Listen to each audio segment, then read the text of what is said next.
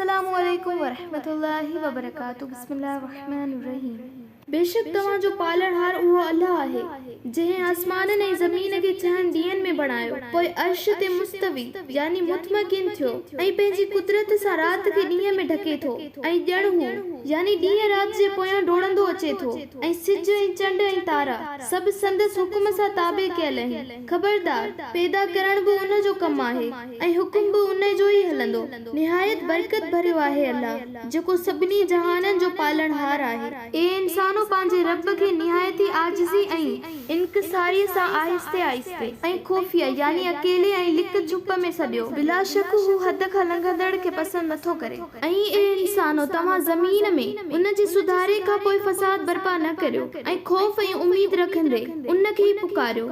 बेशक अल्लाह जी रहमत नेकोकारनि खे ॾाढो वेझो ऐं करीब आहे ऐं उहो अल्लाह ई आहे जेको पंहिंजी रहमत यानी बारिश खां अॻु हवाउनि खे ख़ुशखबरी लाइ मोकिले थो, पोइ उहे हवाऊं पाणीअ सां भरियल गरनि ककरनि खे खणी हलनि थियूं ऐं असीं उन्हनि ककरनि खे कंहिं वीरान ज़मीन या मुल्क ॾांहुं मोकिलियूं था। पोइ असीं उन मां मींहुं वसायूं था ऐं मंझाइनि सां हर क़िस्म जा मेवा पैदा करियूं था। पोइ यादि रखो त जहिड़ी तरह मुअल ज़मीन मां असीं सावक वण टिण ॿूटा ऐं मेवा पैदा करियूं था, अहिड़ीअ तरह असीं मुअलनि खे बि कबरुनि मां कढंदासूं। काश तव्हां उन मुशाहिदे मां नसीहत पिरायो ऐं चङो मुल्क यानी चङी ज़मीन वारो मुल्क या सुठी ऐं ज़रखेज़ ज़मीन पंहिंजे रब जे हुक्म सां चङो ओभड़ उपाए थी ऐं ख़राब ज़मीन सिवाइ रदी ऐं ख़राब सलन जे पियो नथो निकिरे।